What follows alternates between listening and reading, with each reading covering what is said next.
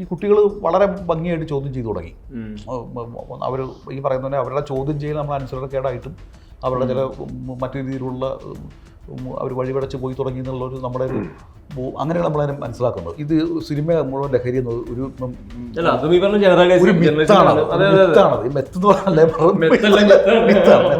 ഒരു മാഫിയക്കെതിരെയും ഏതെങ്കിലും ഒരാഴ്ചക്കപ്പുറം ചർച്ച പോയതായിട്ട് നിങ്ങൾ എവിടെയെങ്കിലും കേട്ടിട്ടില്ല?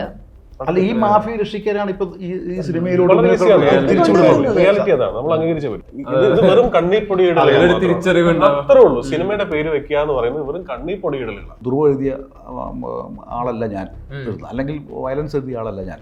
പക്ഷെ അത് നമ്മൾ ഈ പറയുന്ന തിരിച്ചറിവുകളാണ്. എന്ന് വെച്ചാൽ ഇതൊന്നും ഇപ്പം ചിന്താമണി എഴുതുമ്പോൾ LK എന്നൊരു ക്യാരക്ടർ, അത് എൻ്റെ ഒരു രോഷമാണ്. ഇന്ന് കേരള സമൂഹത്തിൻ്റെ എല്ലാ ക്രൈമിൻ്റെയും കാരണം ജോർജ് കുട്ടിയാണ് എന്ന് പറയുന്ന ഒരു ഇതും എത്തുന്നതാണ്. അത് ഞാൻ പറയുന്നത് ഇത് പലപ്പോഴും അത് സിനിമയോടുള്ള ഇഷ്ടം കൊണ്ടുമായിരിക്കാം. വീട് എന്ന് പറയുന്നത് കുട്ടികളുടെയും കൂടെ ഒരു സ്പേസ് ആണ് നമ്മൾ മനസ്സിലാക്കുന്നില്ല. എന്തോ നമ്മൾ അവർക്ക് കൊടുത്ത ഒരു ഔദാര്യത്തിന്റെ ഒരു സ്പേസ് ആയിട്ട്. അപ്പൊ അവരുടെ സാമൂഹ്യ ജീവിതവും സാധ്യമാകേണ്ട ഒരു ഇടമാണ് വീട് എന്നുള്ള ബോധമില്ല. എന്നിട്ട് നമ്മൾ അറിയ പെണ്ണുങ്ങളെ അബ്യൂസ് ചെയ്യുന്നത് കുട്ടികൾ മാറ്റണം എന്നാ പറയുന്നത്. കുട്ടികൾ കാണുന്നത് എന്താ, ഓർഡർ ഇടുന്ന അച്ഛന്, എന്തെങ്കിലും ഒരു ചെറിയ കാര്യത്തിന് ഒച്ച വയ്ക്കുന്ന ആൺലോകത്തിന്, അതൊക്കെ ഒരു വയലൻസ് തന്നെയാണ്. ഇത് നമ്മൾ എന്നാ മാറ്റി ചിന്തിക്കാൻ, കുട്ടികളെ പഠിപ്പിക്കുക.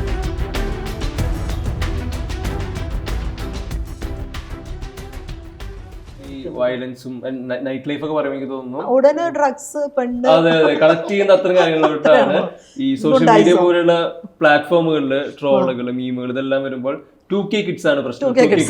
ഈ ടേമിന് ഭയങ്കര നമ്മളെല്ലാവരും ഉത്തരവാദികളാണ്. ആ കുട്ടികളിലോട്ട് മാത്രം ഇത് പഴി ചേരാവുന്ന ഒരു കാര്യമല്ല.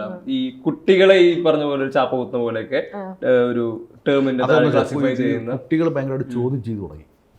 നമ്മുടെ പാരമ്പര്യങ്ങളെയും നമ്മുടെ നമ്മൾ ഇതുവരെയുള്ള നമ്മൾ സഞ്ചരിച്ചതിനെല്ലാം അവർ ചോദ്യം ചെയ്തു തുടങ്ങി. അപ്പോൾ ഒരു തരത്തിൽ പറഞ്ഞാൽ ഈ ചോദ്യം ചെയ്യുന്നവരെ നമുക്ക് എപ്പോഴും ഭയമാണ്. അതുകൊണ്ടാണ് നമ്മൾ കുട്ടികളിലേക്ക് കൂടുതൽ വളരെ ഒരു ആക്രമണം തിരിച്ചു വിട്ടിരിക്കുന്നത്. കാരണം ഇവരാണ് കുഴപ്പക്കാർ, ഇവര് വലിയ കുഴപ്പക്കാരാണ് എന്ന് പറയുന്നത്. അതൊരു തരത്തില് ലാർജർ ഡിസൈനും കൂടിയാണ്. കേരളത്തിൽ അങ്ങനെ ഒരു സംഭവം ഉണ്ടെങ്കിൽ അതിന്റെ പുറകിൽ ഒരു രാഷ്ട്രീയമായ അജണ്ട ഉണ്ടെന്നും കൂടെ ഞാൻ വിശ്വസിക്കുന്നുണ്ട്. കേരളത്തിലെ പിള്ളേരെ, 2K പിള്ളേരെ, വട്ടവർ 90s, കേരളത്തിൽ മാത്രമല്ല ഞാൻ അല്ല, മൊത്തത്തിൽ ഇന്ത്യയിൽ തന്നെ ആ ട്രെൻഡ് ഉണ്ട്. അതിൽ കേരളത്തിൽ തന്നെ അത് സ്പെഷ്യലി സംഭവിക്കുന്നുണ്ടെങ്കിൽ അതിന്റെ പുറകിലുള്ള അജണ്ടകളും ഉണ്ടെന്ന് തന്നെയാണ് ഞാൻ വിശ്വസിക്കുന്നത്. എന്റെ ഒരു ഒബ്സർവേഷൻ. കാരണം ചോദ്യം ചെയ്യുന്ന എല്ലാവരും തോന്നുന്ന എല്ലാ കാലത്തും തോന്നുന്ന ഒരു തരത്തിലുള്ള എതിർപ്പുണ്ടല്ലോ, അത് ഈ കുട്ടികൾ വളരെ ഭംഗിയായിട്ട് ചോദ്യം ചെയ്തു തുടങ്ങി. അവർ ഈ പറയുന്ന പോലെ അവരുടെ ചോദ്യം ചെയ്യൽ നമ്മൾ അനുസരണക്കേടായിട്ടും അവരുടെ ചില മറ്റു രീതിയിലുള്ള അവർ വഴിപടച്ച് പോയി തുടങ്ങി എന്നുള്ളൊരു നമ്മുടെ ഒരു അങ്ങനെയാണ് നമ്മളതിനെ മനസ്സിലാക്കുന്നത്. നമ്മൾ പണ്ട് കൂട്ടുകെട്ട് എന്ന് പറയില്ല, അവന്റെ കൂട്ടുകെട്ട് ഒരു ചൊല്ല് തന്നെ ഉണ്ടല്ലോ, നിങ്ങൾ ആരാണെന്ന് അറിയണമെങ്കിൽ നിങ്ങളുടെ കൂടെ നിൽക്കുന്ന ആളെ നോക്കിയാൽ മതി. ഇപ്പൊ അത് മാറി, ആ പരിപാടി മാറിയല്ലോ. കാരണം ഇവന്റെ കൂട്ടുകെട്ട് എന്താന്ന് ഇവന്റെ പേരൻസിനെ പോലും മനസ്സിലാവില്ലല്ലോ. ഇവൻ വൈകുന്നേരം ചാറ്റ് ചെയ്യുന്നത് അമേരിക്കയിൽ ഇരിക്കുന്നവനോടാണോ അറിയില്ല. എവിടത്തുകാരനാണ് ഇവന്റെ സുഹൃത്ത്, എവിടത്തുകാരിയാണ് ഇവന്റെ സുഹൃത്ത്, നമുക്ക് ആ പരിപാടിയില്ല. അപ്പൊ അതുകൊണ്ട് തന്നെ ഒരാളുടെ പണ്ട് നമുക്ക് ഒരു സഹവാസം കൊണ്ടുള്ള മാറ്റം ഉണ്ടല്ലോ.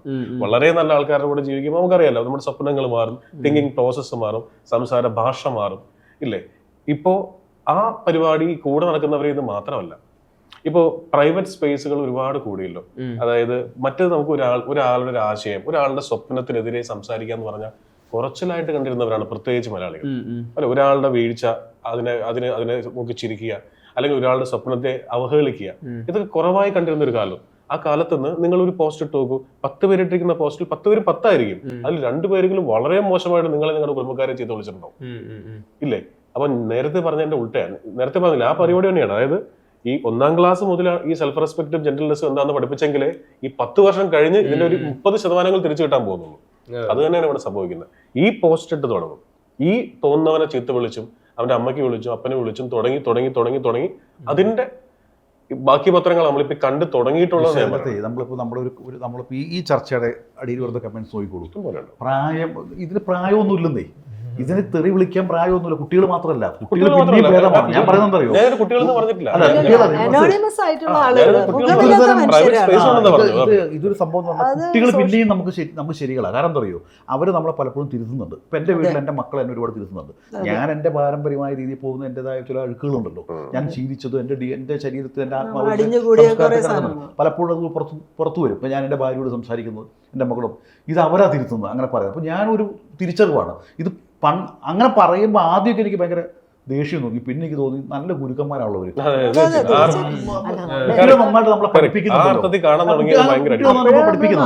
അവരിപ്പോ ഒരു ഈ പറയുന്ന പോലെ അച്ഛനും അമ്മയും കൂടി മാറി ഇരുന്നുകൊണ്ട് കോച്ച് ഒഴിക്കുമ്പോൾ അവരപ്പുറത്ത് സിഗരറ്റ് കുടിക്കുന്നു പറയും. ഇതല്ലേ കൊണ്ടുപോകും. അപ്പൊ നമ്മുടെ ബീവറേജ് കോർപ്പറേഷന്റെ നമ്മുടെ മെയിൻ വരുമാനം തന്നെ എന്താണ്? സർക്കാരിന്റെ. ഇതെത്ര കാലമായി നമ്മളിവിടെ മദ്യവർജനം എന്ന് പറയുന്നത്, MP മന്മോഹൻ, ഇതൊക്കെ ആരെങ്കിലും ഇവിടെ വല്ലവരും ഓർക്കുന്നുണ്ടോ? അപ്പോൾ ഈ മദ്യം എന്ന് പറയുന്നത് സുലഭമായൊരു സമൂഹത്തിൽ നമ്മളിപ്പോൾ കിടന്ന് ഭയങ്കരമായി ചർച്ച ചെയ്യുന്ന നമ്മുടെ കഞ്ചാവിനെ കുറിച്ചാണ്.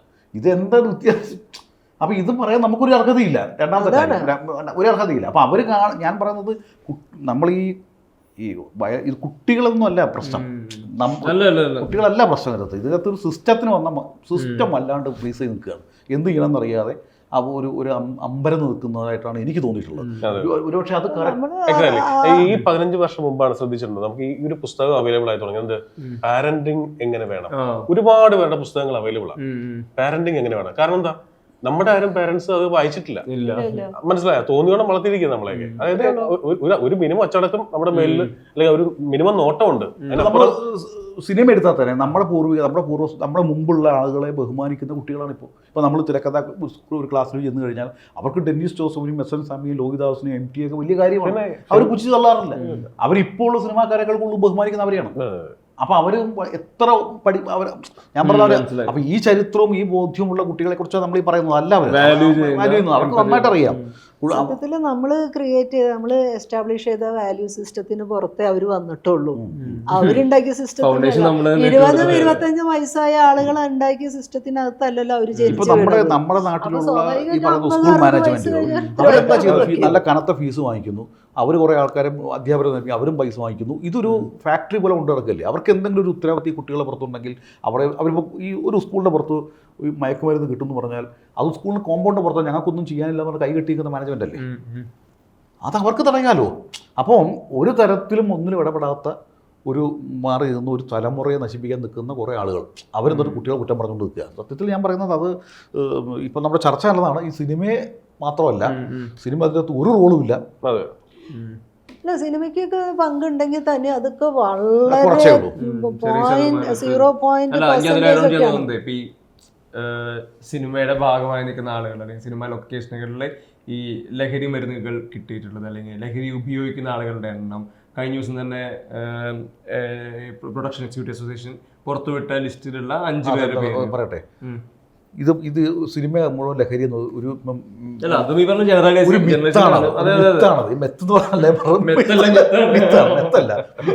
ഇതൊരു മിത്താണ്. എന്ത് പറയുമ്പോഴും ഇതിൻ്റെ അകത്ത് മുഴുവൻ അതങ്ങനെ ഞാൻ പറയും ഇതൊരു വരേണ്യ വർഗമാണെന്നും ഭയങ്കരമായ ഉയർന്ന പ്രതിഫലം വാങ്ങിക്കുന്ന വലിയ സമ്പന്നരാണ് ഈ സിനിമ കരുതുന്നത്. ഇവരോട് ഇവർ മൊത്തം ആർഭാട ജീവിതം നയിക്കുന്ന ഒരാളുകളാണെന്നുള്ള സങ്കല്പത്തിന്റെ പുറത്ത് ഇതെല്ലാം ഇതിന്റെ അകത്ത് 1% പോലും ആളുകളില്ല. മനസ്സിലായില്ലേ? പിന്നെ എന്തെങ്കിലും ഈ പറയുന്ന സമൂഹത്തിൽ ഈ മദ്യം വൈകുന്നേരം എടുത്ത് കഴിക്കുന്ന പോലൊക്കെ തന്നെ ഇവർ കഴിക്കുന്നു. ഇനി അഥവാ തന്നെ ഇത് ഉപയോഗിക്കും, ഞാനിവിടെ ന്യായീകരിച്ചൊന്നും പറയല്ല. അത് ഈ പറഞ്ഞ 1% ഉള്ളൂ. അവരെ നമുക്കറിയാം, അവരുടെ ഒരു അസുഖത്തിന് അത് നമ്മൾ ന്യായീകരിച്ച് പറയല്ല, എങ്കിൽ പോലും അത് തെറ്റാണെന്നും പരിപൂർണമായ ബോധ്യത്തോടെ പറയുന്നതാണ്. പക്ഷെ അതുകൊണ്ട് സിനിമ ഒന്നടക്കം പ്രൊമോട്ട് ഈ തൊപ്പി വെച്ച് നടക്കുന്ന എല്ലാ ചെറുപ്പക്കാരും കഞ്ചാവാണെന്ന് പറയുന്നവരും നമുക്ക് പറഞ്ഞ എളുപ്പത്തിൽ പറഞ്ഞ് അവഗണിക്കാം. പക്ഷെ അതല്ല എൻ്റെ സത്യം എന്ന് പറയുന്നത്. അപ്പം അത് ഈ തലമുറയുടെ ഒരു അസഹിഷ്ണുതയും അസൂയമാണ്.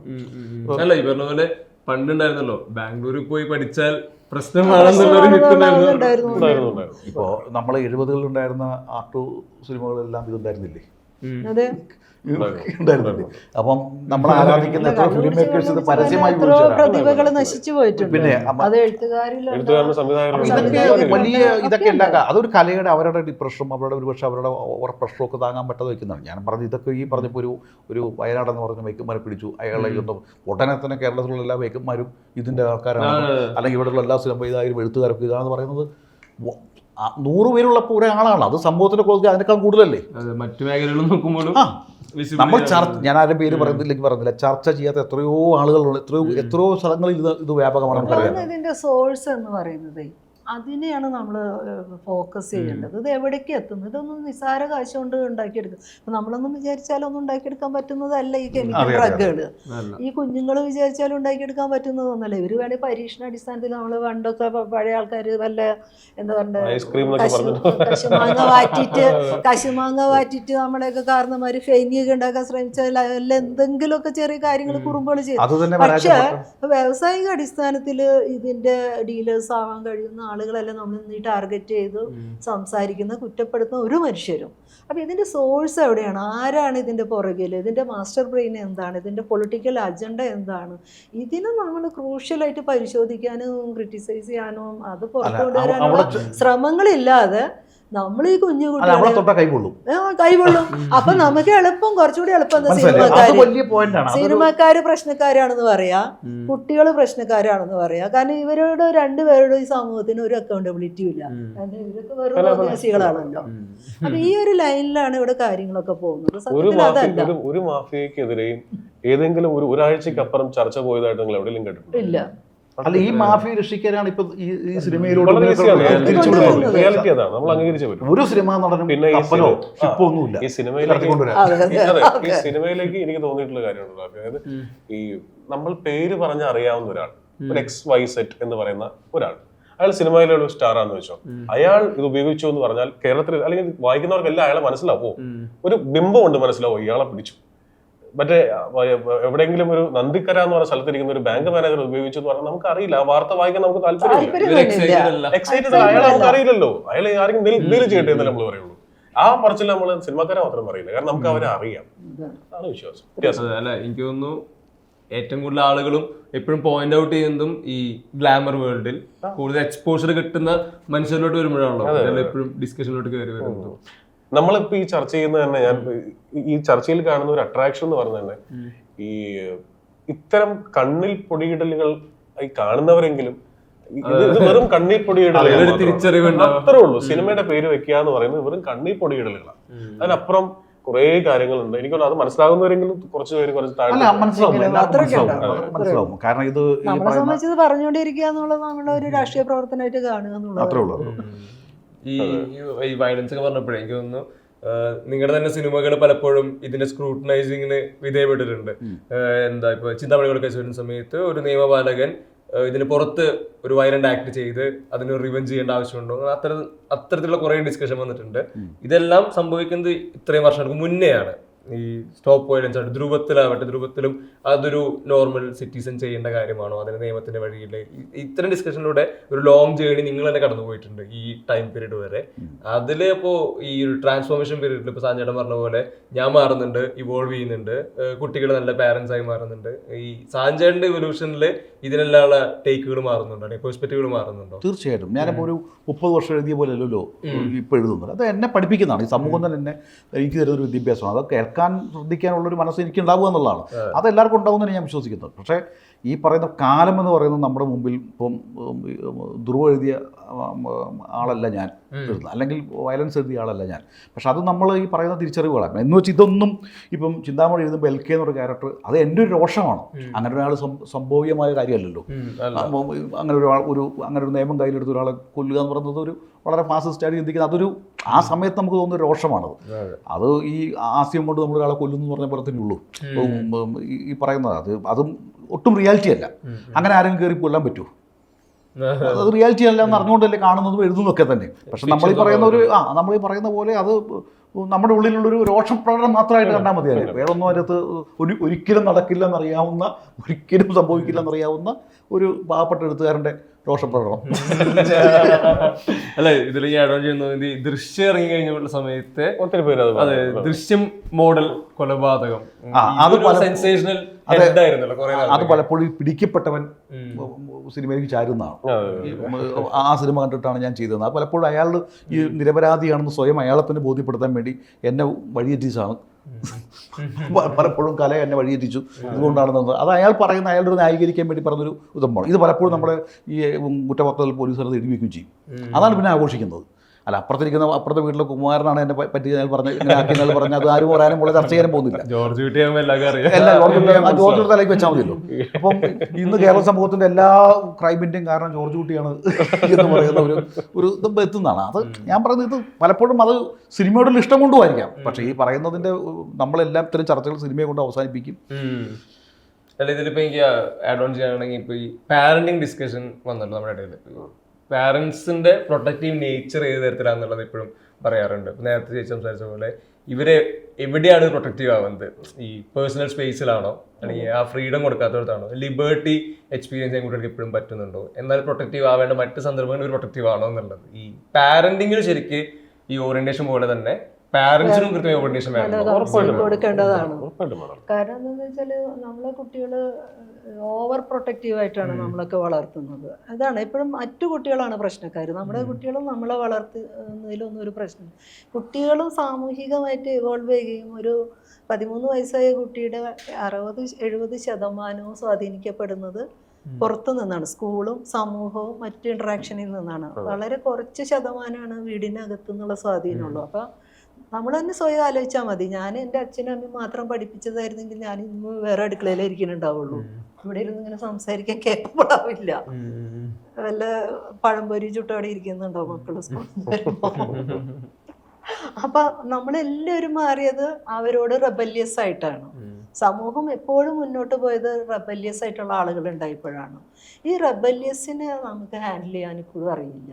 നമ്മൾ ഈ അനുസരണ എന്ന് പറയുന്നത് വലിയൊരു ബഹുമാനം, അനുസരണ എന്നൊക്കെ പറയുന്നതിന് നമ്മൾ വേറൊരു അർത്ഥത്തിലാണ് മനസ്സിലാക്കുന്നത്. സത്യത്തിൽ അതല്ല, എല്ലാം കൊണ്ടും സബ്മിസീവ് ആവുന്നതല്ല അനുസരണയും ബഹുമാനവും എന്ന് പാരൻസും കൂടെ തിരിച്ചറിഞ്ഞു. ഞാൻ ഇവിടെ വന്ന സമയത്ത് എൻ്റെ മക്കൾ ടീനേജേഴ്സാണ്. അന്ന് ഞാനും എൻ്റെ മക്കളും അനുഭവിച്ച ഒരു പ്രശ്നം എന്ന് പറഞ്ഞാൽ, നമ്മളുടെ ആളുകളാരും വീട് എന്ന് പറയുന്നത് കുട്ടികളുടെയും കൂടെ ഒരു സ്പേസാണ് നമ്മൾ മനസ്സിലാക്കുന്നില്ല. എന്തോ നമ്മൾ അവർക്ക് കൊടുത്ത ഒരു ഔദാര്യത്തിൻ്റെ ഒരു സ്പേസ് ആയിട്ട്. അപ്പം അവരുടെ സാമൂഹ്യ ജീവിതവും സാധ്യമാകേണ്ട ഒരു ഇടമാണ് വീട് എന്നുള്ള ബോധമില്ല. അപ്പോൾ അവരുടെ ഫ്രണ്ട്സ് വരുമായിരുന്നു. അപ്പം നമ്മൾ അവരോട് പറഞ്ഞിട്ടുള്ളത്, ആൺകുട്ടികളും പെൺകുട്ടികളും എല്ലാം നിങ്ങളുടെ ഫ്രണ്ട്സാണ്, നിങ്ങൾ എല്ലാ കാര്യങ്ങളും ഒന്നിച്ച് കാണുകയും കേൾക്കുകയും സംസാരിക്കുകയും വേണം. ഞാനൊന്നും അവിടെ ഇല്ലെങ്കിൽ ഈ കുട്ടികളെ ഫ്രണ്ട്സ് വരുമ്പോൾ അതിൽ പെൺകുട്ടികളുണ്ടെങ്കിൽ ഉടനെ എനിക്ക് കോള് വരും. അതെ, നിങ്ങളിവിടെ ഇല്ലേ? ഞാൻ പറഞ്ഞില്ല. 2 പെൺകുട്ടികളുണ്ടല്ലോ. ഞാൻ പറഞ്ഞു അതിനെന്താ, ഓരോ ഫ്രണ്ട്സാണ്, പെൺകുട്ടികൾ മാത്രമല്ലല്ലോ ആൺപിള്ളേരും ഇല്ലേ എന്ന് ചോദിക്കും. അപ്പൊ ഞാൻ അന്നാണ് മനസ്സിലാക്കുന്നത്, അത് ഇതൊരു 10 കൊല്ലം മുമ്പത്തെ കാര്യം പറയുന്നത്.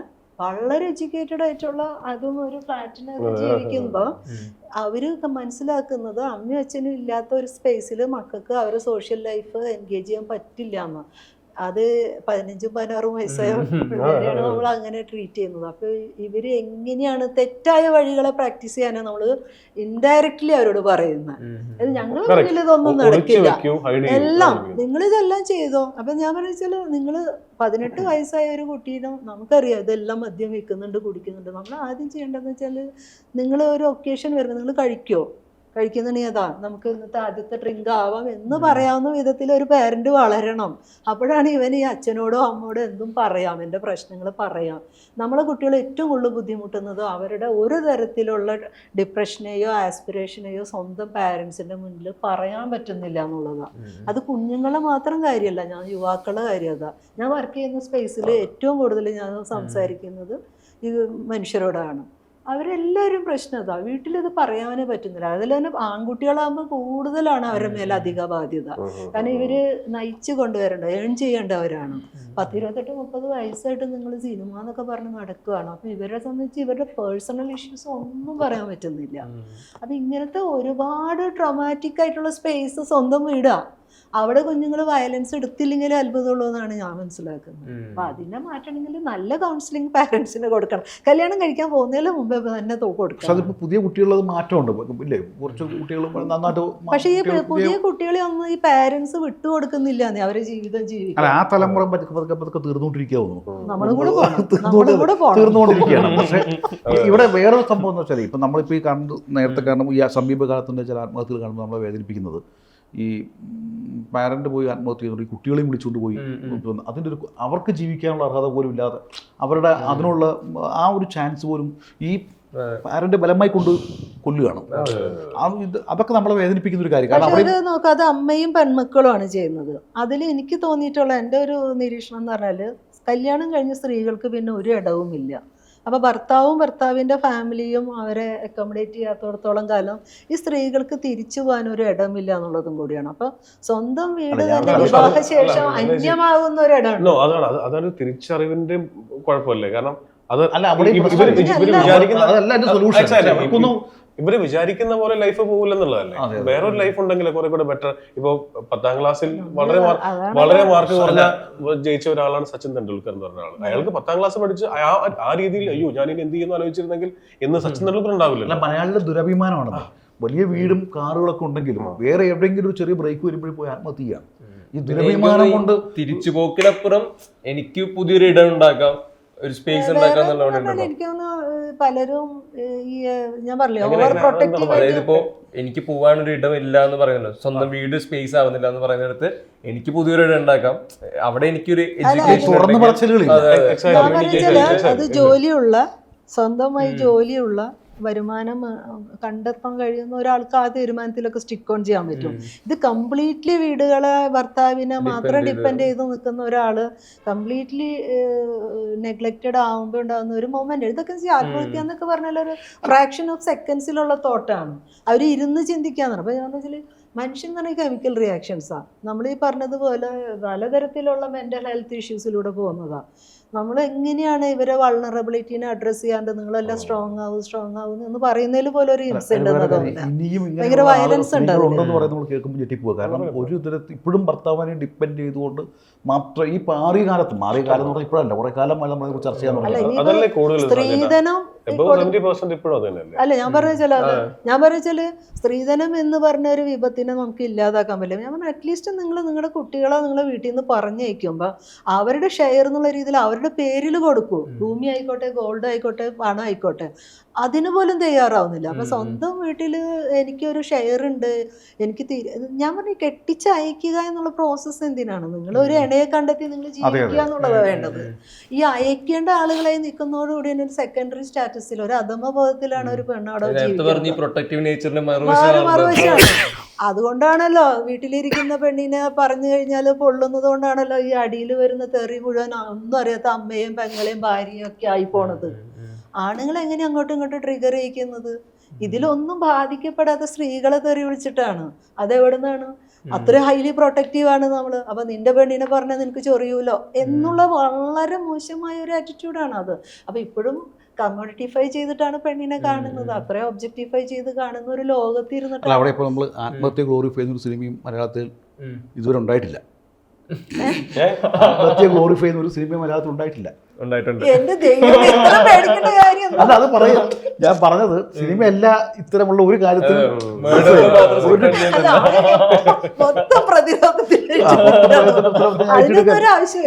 അല്ല ഞാൻ തമാശ പറഞ്ഞു.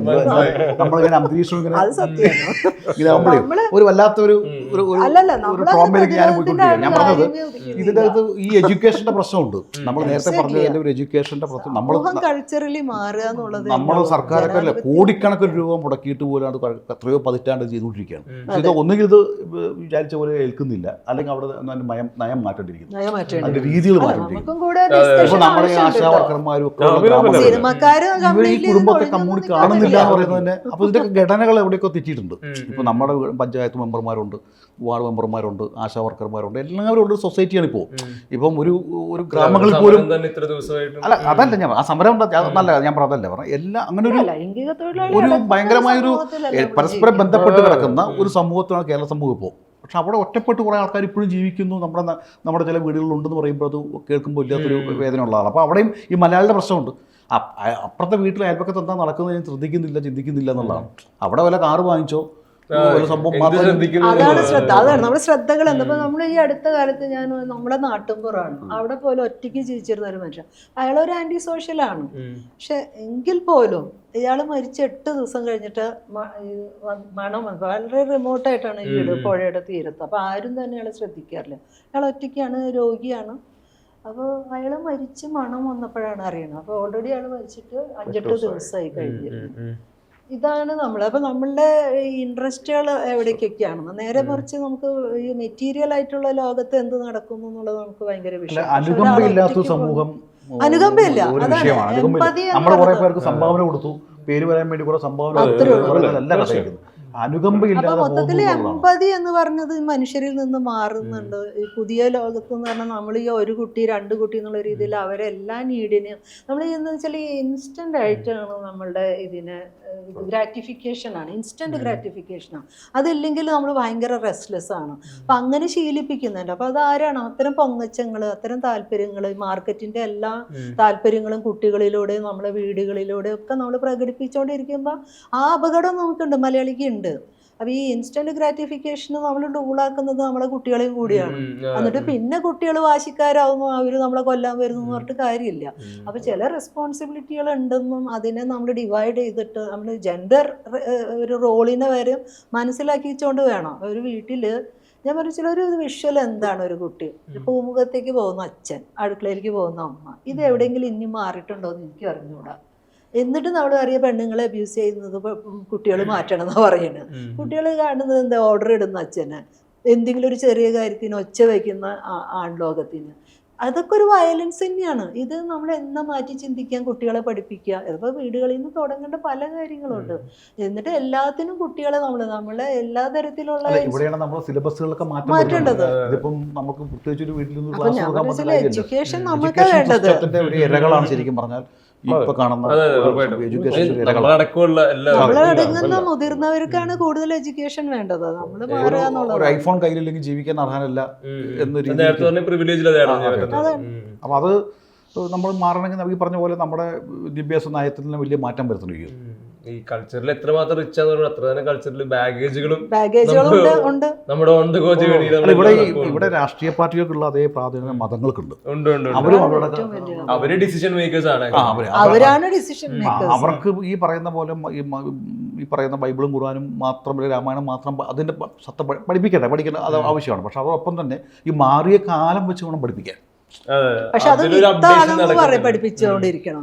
ഇതാണ് നമ്മുടെ ഇന്ത്യൻ മിത്തുകള്, അല്ലെങ്കിൽ നമ്മുടെ ഇതിഹാസങ്ങള്, ഐതിഹ്യങ്ങള്. ആ രീതിയിലല്ല ഇത് പഠിപ്പിക്കുന്നത്. മറിച്ച് ഇതൊരു ജീവിത രീതിയാണ്, ഇതൊരു ഫിലോസഫിയാണ്, ഇതൊരു സയൻസ് ആണെന്ന് പറഞ്ഞ് പഠിപ്പിക്കുമ്പോഴാണ് ഈ പ്രശ്നങ്ങള്. നമ്മൾ പഠിക്കുന്നതും ഇതും തമ്മിൽ ലോജിക്കലി ഇന്ത്യയിലെ പ്രബലമായ 3 മതങ്ങൾക്കും പ്രബലമായ രാഷ്ട്രീയ കക്ഷികൾക്കും അവർ ഇനിയാണ് ഉണർന്ന് പ്രവർത്തിക്കുന്നത്. ഇനിയാണ് ഉണർന്ന് കാര്യം ഇല്ലെങ്കിൽ ഈ നമ്മുടെ ഒരു ഭാവി എന്ന് പറയുന്നത് അവരുടെ റെസ്പോൺസിബിൾ ടൈം കൂടിയാണ്, ഇൻഫ്ലുവൻസ് ചെയ്യുന്ന ഒരു മീഡിയം കൂടിയാണ്. എനിക്ക് തോന്നിയിട്ടുള്ളത് ഈ ഭയങ്കരമായ ഈ ചേർത്ത് പിടിക്കലുകളുണ്ടല്ലോ. ഈ ചേർത്ത് പിടിക്കുക എന്നുള്ള വാക്കിനെ പല അർത്ഥങ്ങളിൽ വായിച്ചെടുക്കേണ്ട, പല പ്രവൃത്തികളിലൂടെ നടപ്പിലാക്കേണ്ട ഒരു കാലം അതിക്രമിച്ചു. അത് നമ്മൾ പറയില്ലേ, ഒരു വീട്ടിൽ പലതരം പാരന്റ്സ് ആയിരിക്കും. ഒരു കുട്ടിയുടെ ഒരു ഭയങ്കര ചൂടനായ അപ്പനായിരിക്കും, ഒന്ന് പറഞ്ഞ ദേഷ്യം വരുന്ന ചീത്ത വിളിക്കുന്ന അമ്മയായിരിക്കും. ഇവരെല്ലാം ഒരേപോലെ കിട്ടുന്ന ഒരു ഇടം എന്ന് പറയുന്നത് സ്കൂളാണ്. അവിടെ മനസ്സിലായി, അവിടെ പലതരം അച്ഛന്മാരില്ല, പലതരം അമ്മമാരില്ല, ടീച്ചേഴ്സാണ്, കൃത്യമായി ട്രെയിൻ ചെയ്യപ്പെട്ടിരിക്കുന്ന അധ്യാപകരാണ്, ഗുരുക്കന്മാരാണ്. അവിടെയാണ് ഇതിന്റെ പരിപാടികൾ തുടങ്ങേണ്ടത്. ആ ഇടത്താണ് ഈ ചേർത്ത് പിടിക്കേണ്ടത്. ചേർത്ത് പിടിക്കുക എന്നാണ്. ഈ ചേർത്ത് പിടിക്കൽ എത്രത്തോളം വേണം എന്നുള്ളതിന്റെ ഒരു എക്സാമ്പിൾ പറഞ്ഞാൽ, നമ്മൾ ഈ കഴിഞ്ഞ 2 ആഴ്ച മുമ്പ് വളരെ വേദനയോടെ വായിച്ചു. എന്ത്, ഒരു പെൺകുട്ടി 12ാം ക്ലാസ്സിൽ പഠിക്കുന്ന പെൺകുട്ടി, അവൾ മൊബൈൽ ഫോൺ സ്കൂളിൽ കൊണ്ടുവന്നു. ശരിയാണ്, സ്കൂളിൽ കൊണ്ടുപോകാൻ പാടില്ല, നിയമമുള്ളതാണ്. ഈ തെറ്റ് പറ്റുമ്പോൾ ക്ഷമിക്കുകയും വിട്ടുകൊടുക്കുകയും കറക്റ്റ് ചെയ്യുന്നതിനാണല്ലോ നമ്മൾ ഈ ചേർത്ത് പിടിക്കാന്ന് പറയുന്നത്, അല്ലേ? അവള് സ്വന്തം വീട്ടിലേക്ക് പോയാൽ അപ്പനും അമ്മയും തല്ലുമെന്ന് പേടിച്ച് അവൾ അവിടെ പോയി ഏതോ ഒരു അമ്പലത്തിന്റെ അൽത്തറയിൽ പോയിരുന്നു രാത്രി 8 മണി വരെ. എന്നിട്ട് ഇനി അങ്ങോട്ട് പോകും അറിയില്ല. നാട്ടിൽ മുഴുവൻ അന്വേഷണം, ടി-വിയിലെ ന്യൂസ്. സൈക്കിൾ എടുത്ത് നടന്നു പോകുമ്പോൾ രാത്രി 11 മണിക്ക് ഈ വാർത്ത കേട്ട ഒരാളുടെ അമ്മ വിളിച്ചു പറഞ്ഞിട്ട് അവന് മനസ്സിലായി, പോയി ചോദിക്കുമ്പോൾ മനസ്സിലായോ അവൾക്ക് എന്തെങ്കിലും സംഭവിച്ചിരുന്നെങ്കിലോ, അവളെ പിച്ച് ചെയ്തിരുന്നെങ്കിലോ. ഇതേപോലെ ഒരു 2 ആഴ്ചത്തെ ഒരു ന്യൂസ് അവേഴ്സ് വരും. അപ്പൊ ഈ ഒരു സാധനമാണ് നമ്മൾ മിസ് ചെയ്യുന്നത്. അതായത് സ്കൂൾ മാനേജ്മെന്റ് അതോറിറ്റീസ് അവിടെ നിന്ന് ഈ പരിപാടി കറക്റ്റ് ചെയ്യാൻ പറ്റില്ല. അവിടെയാണ് തെറ്റ് പറ്റിയത്. സ്കൂൾ മാനേജ്മെന്റിന്റെ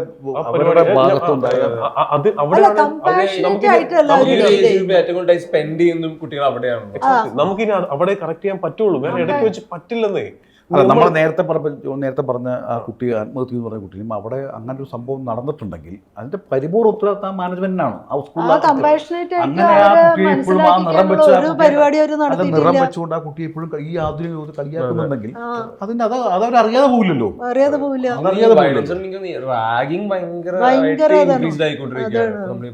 ചെറിയ കുട്ടികളുടെ ഇടയിൽ നഴ്സിംഗ് സ്കൂളിലാണെങ്കിലും ഒക്കെ മറ്റേ ഇവിടെയാണെങ്കിലും വയനാട്ടിലാണെങ്കിലും ഒക്കെ ഈ റാഗിങ്ങിന്റെ പുറത്ത് തന്നെ മരിച്ചുകൊണ്ടിരിക്കുക. ഇത്രയേറെ മതം സ്വാധീനിക്കുന്ന ഒരു നാട്ടിൽ നമ്മൾ ജീവിക്കുന്നത്. അത് ക്രിസ്ത്യൻ ആയാലും ഹിന്ദു ആയാലും മുസ്ലിം ആണെങ്കിലും എല്ലാ മതങ്ങളും ഒത്തുപള്ളി മുതൽ ക്രിസ്ത്യൻസ് വേദോപദേശ ക്ലാസ്സുകൾ ഉൾപ്പെടെ മതം പറഞ്ഞുകൊണ്ടിരിക്കുന്ന മുഴുവൻ സ്നേഹിക്കൂ എന്നാണ് അല്ലെ? മതം പറയുന്ന LKG മുതൽ ഞാൻ ഈ വേദോപദേശ ക്ലാസ്സിൽ പോയിട്ടുള്ള ദൈവസ്നേഹം തന്നെയാണ്. ദൈവസ്നേഹം വിട്, നിങ്ങൾ സ്നേഹിക്കുക, ക്ഷമിക്ക്, വിട്ടുകൊടുക്കുക തന്നെയാണ് ഖുർആനിലും ബൈബിളിലും രാമായണത്തിലും മഹാഭാരതത്തിലും പറയുന്നത്. ഇത്രയേറെ പറഞ്ഞിട്ടും അത് മാത്രം എന്താണ് ഉള്ളിലേക്ക് കയറാത്തെന്ന് മാത്രം എനിക്ക് മനസ്സിലായി. പറയുന്ന ആളുകളുടെ പ്രാക്ടീസ് മുഴുവനും ഹേറ്റ്രഡ് അല്ലേ? അവര് വിതറുന്നത് തന്നെ പകയും വെറുപ്പാണ്. അപ്പൊ ഇത്രയധികം പകയുടെ രാഷ്ട്രീയം ഇതേ മതം ഉപയോഗിച്ചുകൊണ്ടാണ് സംസാരിച്ചുകൊണ്ടിരിക്കുന്നത്. അപ്പൊ പിന്നെ കുട്ടികളെ എങ്ങനെ പഠിക്കുക? പറയുന്ന പോലെ മതപഠനശാലകളിൽ അങ്ങനെ ഒരു വിദ്വേഷം പഠിപ്പിക്കുന്നതല്ലേ പറയുന്നത്.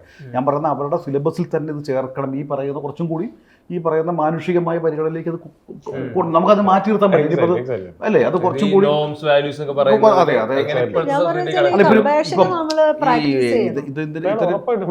കമ്പാഷൻ പ്രാക്ടീസ് ചെയ്യേണ്ട കാര്യം. അതിപ്പോ ദൈവസ്നേഹമാണ് എന്ന് പറയുന്നതിലല്ല, മറിച്ച് എങ്ങനെയാണ് അപരനെ പരിഗണിക്കേണ്ടത്. നമുക്ക് ഒരാഴ്ചയൊക്കെ അന്ന് ഗാന്ധി ജയന്തിയുടെ ഭാഗമായിട്ട് ഒരാഴ്ച നമുക്ക് സേവനവാരമുണ്ട്. ഈ സേവനവാരം എന്ന് പറഞ്ഞാൽ നമ്മുടെയൊക്കെ കുട്ടിക്കാലത്ത് എന്ന് പറഞ്ഞാൽ പരിസരം വൃത്തിയാക്കിക്കൊണ്ടും രോഗി സന്ദർശനങ്ങൾ നടത്തിയും ഈ വളരെ ഡിസേബിൾഡ് ആയിട്ടുള്ള കുട്ടികളെ പോയി പരിചരിച്ചിട്ടൊക്കെയാണ് നമ്മളെ അത്തരം ഒരു കമ്മ്യൂണിറ്റി. അപ്പൊ ഒരു എന്താണ് ഒരു മനുഷ്യൻ എന്നുള്ള രീതിയിൽ നമ്മൾ ചെയ്യേണ്ടത് എന്നുള്ള ഒരു അവബോധം കുട്ടികളിലേക്ക് 7 ദിവസമെങ്കിലും അത് കൃത്യമായി ചെയ്യുന്നുണ്ട്. പക്ഷെ ഇന്ന് എത്ര സ്ഥലത്ത് അത് നടക്കുന്നുണ്ടെന്നുള്ളതാണ്. ഒന്നുമല്ല, നമ്മളുടെ തന്നെ വീടുകളിൽ തന്നെ നമ്മളൊരു രോഗി സന്ദർശനം എന്നൊന്നും പറയുന്നത് ഇല്ല. മരിച്ചാൽ പോയി കാണുക എന്നുള്ളതേ ഉള്ളൂ. പലപ്പോഴും പലരും അറിയില്ല രോഗമായിട്ട് കിടക്കായിരുന്നു എന്നുള്ളത്. ആ മരിച്ചോ, അപ്പൊ രോഗിയായിരുന്നു, രോഗം കമ്മ്യൂണിക്കേഷൻ ഏറ്റവും കൂടിയ കാലം. എല്ലാ ഡിവൈസസും കൂടുതലാണ്. പക്ഷെ നമ്മുടെ ഉണ്ട്. പക്ഷെ എന്നാ പോലും വളരെ പ്രാഥമികമായി അറിയേണ്ട കാര്യങ്ങൾ നമ്മൾ അറിയാതെ പോകുന്നു എന്നുള്ളതാണ്. അപ്പൊ ഈ കമ്പാഷന്റെ എലമെന്റ് നശിച്ചു പോയത് നമ്മളാണ്. അത് അവരിലേക്ക് എൻഡോഴ്സ് ചെയ്യേണ്ടിരുന്ന അല്ലെങ്കിൽ പറഞ്ഞു കൊടുക്കുന്നത് നമ്മൾ നിരാശപ്പെടാറായിട്ടില്ല. മനുഷ്യന്റെ ഉള്ളിൽ നിന്ന് അലിവും കരുണൊന്നും പോയിട്ടില്ല. ഇപ്പോഴൊരു ദുരന്തം നടക്കുന്നു പറഞ്ഞാൽ ഈ പറയുന്ന ചെറുപ്പക്കാരും എല്ലാവരും അവരെ എത്തും പ്രളയം വരുമ്പോൾ നമ്മുടെ ഒരു പ്രശ്നം ഒരു ക്യാൻസർ രോഗി കൊണ്ടുപോകണമെന്ന് പറയുന്നല്ലോ, അല്ലെങ്കിൽ ഒരു ആശുപത്രി അവിടെയൊക്കെ ഇപ്പം DYFIയുടെ ചോറിന്റെ പരിപാടി അതൊക്കെ നല്ല സംഭവങ്ങളാണ്. അവിടെ എല്ലാ ചെറുപ്പക്കാരുണ്ട്. ഞാൻ പറയുന്നത് നമ്മുടെ ഏറ്റവും സമ്പത്ത് തന്നെ ഈ യുവാക്കൾ തന്നെയാണ്. അപ്പം അവരെ നയിക്കാൻ എവിടെയോ ഒരു നമ്മുടെ ഈ പറയുന്ന നായകത്വത്തിലൊക്കെ ചില പ്രശ്നങ്ങളുണ്ട്. അതുകൊണ്ട് തന്നെ അവരെ കൊടുക്കുന്ന ആശയങ്ങൾ കാലാനുസൃതമായ മാറ്റങ്ങൾ വരുത്തിക്കൊണ്ട് അവരെ ഒന്നും കൂടി ഈ പറയുന്ന പാഠ്യപദ്ധതികളിലും നമ്മുടെ സിലബസുകളിലും നമ്മുടെ വിദ്യാഭ്യാസ നയങ്ങളിലുമാണ് മാറ്റം വരുത്തേണ്ടത്. ഇല്ലെങ്കിലാണ് ഈ പറയുന്ന വലിയ അതിൻ്റെ നിരാശയാണ് ഈ പറയുന്ന മയക്കുമരുന്നിലേക്കും മറ്റു കാര്യത്തിലേക്കും അവരുടെ മറ്റു രോഷം പ്രകടനമാണ്. സത്യം പറഞ്ഞാൽ അവൻ്റെ തന്നെ ആത്മരോഷമാണ്. ഈ സ്വയം മറന്ന് ജീവിക്കുക എന്നുള്ളത് അവൻ്റെ ഒരു ആത്മരോഷമാണ്. അത് അവൻ്റെ വിപ്ലവമല്ല. അവൻ്റെ ഒരു സത്യം പറഞ്ഞാൽ അവൻ്റെ രോഷമാണ് പ്രകടിപ്പിക്കുന്നത്. എങ്കിലും അവസാനമായിട്ട് ചോദിക്കുകയാണെങ്കിൽ ഈ ക്ലാസിഫിക്കേഷൻ ഭയങ്കര രസമാണല്ലോ. ചേച്ചി പോക്കി പറഞ്ഞ പെട്ടെന്ന് കണക്റ്റായ ഈ തന്ത വൈബ്, മറ്റേ 90s കിഡ്സ്, ഗുൽമോഹർ, ഇതെല്ലാം ഒരു കാറ്റഗറി വരുന്നു. 2K കിഡ്സ്, പോക്കി കിഡ്സ്, ഇതെല്ലാം വേറെ തന്നെ കാറ്റഗറി വരുന്നു.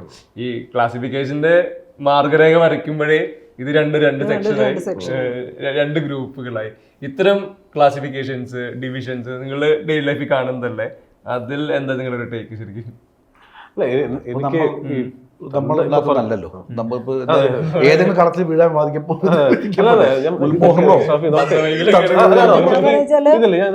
ഇത്തരമുള്ള കളങ്ങൾ ഇനി ഉണ്ടാവും. അത് രസമായിട്ട് കണ്ടാൽ മതി. ഇപ്പം ഈ പറയുന്ന പുതിയ ഗുൽമോഹറിലേക്ക് തന്നെയാണ് എല്ലാവരും നടന്നെടുക്കുന്നത്. അപ്പം അതൊന്നും ഒരിക്കലും മോചിതമാകാൻ പറ്റില്ല. ഇന്ന് ഞാൻ നാളെ നീ എന്ന് പറയുന്ന പോലെ ആ ഗുൽമോഹറിലേക്ക് സന്തോഷം അറിയാം. ഇപ്പൊ എന്നെ ഗുൽമോഹർ എന്ന് വിളിക്കുന്നവൻ ഒരു 30 വർഷം കഴിയുമ്പോൾ അവൻ എന്ത് വിളിക്കും എന്നുള്ളത് ഞാൻ ചിരിച്ചോണ്ട്. കാരണം അപ്പൊ ഒരു പക്ഷേ ഞാൻ ഉണ്ടാവില്ല, ഞാൻ ആത്മാവ് ചിലപ്പോൾ വേറെ ലോകത്തായിരിക്കും. പക്ഷെ അത് ഇതിലും ഭീകരമായ മനോഹരമായ വാക്കായിരിക്കില്ല ചിലപ്പോൾ. അപ്പം എനിക്ക് സന്തോഷമുള്ളൂ അങ്ങനെ, കാരണം അതങ്ങനെ വരട്ടെ. കളങ്ങളുണ്ടാവും, അതും നല്ലതാണ്. ഞാൻ പറഞ്ഞ ഇപ്പോഴത്തെ യുവതയുടെ ഇത്തരമുള്ള ചിന്തകളൊന്നും മോശമല്ല. ഇതൊക്കെ നമ്മൾ പണ്ട് കാലത്ത് ഇപ്പൊ അല്ല, പണ്ടാണെങ്കിൽ നമ്മള് ഇതുപോലെ തന്നെ നമ്മള് കളിയാക്കാനായിട്ട് ഒരു ഇന്നത് നേരെ തിരിച്ച് ആ ഒരു കുട്ടികൾ ഇപ്പൊ എന്നെയൊക്കെ അങ്ങനെ വിളിക്കും. അതെന്ന് വെച്ചാൽ ചിലപ്പോ ആ വിളിയിലായിരിക്കും നമ്മൾ ശ്രദ്ധിക്കുക നമുക്ക് എവിടെയാണ് ഒരു അപകടം പറ്റിയെന്നുള്ളത്. അപ്പൊ ഞാൻ ചോദിക്കുക അതെന്താന്ന് പറഞ്ഞാൽ അമ്മ ഭയങ്കര പഴഞ്ചൻ സാധനല്ലേ ഇവ പറഞ്ഞത്, അമ്മയ്ക്ക് തള്ളവൈബുണ്ട് എന്ന് പറയുമ്പോഴാണ് ഞാൻ അത് ശരിയാണല്ലോ. അപ്പൊ നമ്മളെ തന്നെ കറക്റ്റ് ചെയ്യാനുള്ള ഒരു സാധനമായിട്ട് ഞാൻ പുതിയ വാക്കാണ് തന്തവൈബുണ്ട്, തള്ളവൈബുണ്ട് എന്നൊക്കെ പറയും ചിലര്. അപ്പൊ എനിക്ക് തോന്നുന്നു വെച്ചാൽ ഇതൊരു നമ്മൾ കടന്നു പോകുന്ന കാലഘട്ടത്തിന്റെ ഒരു ഫേസുകൾ. അപ്പൊ നമ്മൾ ചിലപ്പോ അവിടെ ഭാഷാപരമായി മലയാളി ഓരോ ദിവസവും വലുതാവുന്നുണ്ട്. അത് നല്ല, അതൊക്കെ ഞാൻ ഉണ്ടാവുന്നുണ്ട്. അതൊക്കെ നല്ല കാര്യം. മോശം അതിലൊന്നല്ല എനിക്ക് ഞാൻ ഒഫൻഡഡ് ആണ്. പക്ഷെ തന്ത തള്ള എന്നുള്ള രീതിയിൽ നമ്മളെ മനുഷ്യരെ മൊത്തത്തിൽ ഞാൻ പറഞ്ഞൊരു സർട്ടൺ ഏജ് കഴിഞ്ഞാൽ പിന്നെ അതൊരു അമ്മ അല്ലെങ്കിൽ തള്ള തന്തയായിട്ട് മാത്രം ഇരിക്കാൻ പറ്റുന്ന ഏജിസം ഉണ്ടല്ലോ. അപ്പം നിങ്ങൾക്ക് എന്താ പറയാനുള്ള ഇത് കാര്യം, അല്ലെ ഇത്ര പ്രായമായില്ല ഇനി അത് പറയണ്ട എന്ന രീതിയിൽ മൊത്തത്തിലൊരു ഏജിസം കാണിക്കുന്നതിനോട് എനിക്ക് ഭയങ്കര പ്രശ്നമാണ്. ഈ പ്രായമായ ഒരു ഇന്നത് ചെയ്താൽ മതി, ഇപ്പൊ 50 വയസ്സായില്ലേ ഇനി പേരക്കുട്ടികളെ നോക്കി കൊണ്ടെത്തിച്ചിരുന്നു എന്ന് പറയുന്ന ഒരു സംഗതിയോട് എനിക്ക് ഭയങ്കര പ്രശ്നമാണ്. അത് നമ്മൾ അനുവദിക്കരുത്. പക്ഷെ ഇങ്ങനെ തമാശക്കൊക്കെ അവർ വിളിച്ചോട്ടെ. നമ്മൾ ഈ ചർച്ച വൈൻഡപ്പ് ചെയ്യുകയാണെങ്കിൽ ഉറപ്പായിട്ടും സിനിമയെ മാത്രമല്ല, അല്ലെങ്കിൽ സിനിമ വളരെ ചെറിയ ശതമാനത്തെ ഇൻഫ്ലുവൻസ് ഉണ്ടെങ്കിൽ കൂടി സിനിമ മാത്രമല്ല ഇതിന്റെ ബാക്ക് റൂട്ട് എന്ന് പറയുന്നത്. നമ്മൾ തുടങ്ങേണ്ടത് റൂട്ട്സിലാണ്. വിദ്യാഭ്യാസ സ്ഥാപനങ്ങൾ മുതൽ എല്ലാവരും പാരന്റിംഗ് അടക്കമുള്ള എല്ലാ മേഖലകളിലും കൃത്യമായ മാറ്റങ്ങൾ, അപ്ഗ്രേഡേഷൻ, അപ്ഡേഷൻ ഇതെല്ലാം സംഭവിച്ചാലേ ഈ പറഞ്ഞ പോലെ വരും തലമുറകളെ നമുക്ക് തീർച്ചയായിട്ടും. എനിക്ക് തോന്നുന്നു ഈ അടുത്ത കാലത്ത് ഈ മാധ്യമത്തിലൊന്നും ഈ വിദ്യാഭ്യാസ നയത്തെ ചോദ്യം ചെയ്തൊരു ചർച്ച കണ്ടിട്ടില്ല. അതെന്തായാലും അങ്ങോട്ട് പോയി നന്നായി. അടുത്ത ചർച്ച ഒരു പക്ഷേ അങ്ങനെയുള്ള അല്ല, ഒരു പക്ഷെ നമ്മളായിരിക്കും ആദ്യമായിട്ട് സിനിമക്കാരെ തന്നെ വെച്ചിട്ട് ഈ ചർച്ചയ്ക്ക് ഒരു ഓപ്പണിംഗ് കിട്ടിയത് ഇപ്പോഴായിരിക്കും. നല്ല പോയിന്റ് ആണ് പറഞ്ഞത്. അങ്ങനെ ഒരു സ്കൂൾ മാനേജ്മെന്റിന്റെ പോയിന്റ് ഓഫ് വ്യൂ കൂടെ ഈ പരിപാടി കേൾക്കണം. അവരുടെ POV കൂടെ. അപ്പൊ എന്തായാലും താങ്ക് യു.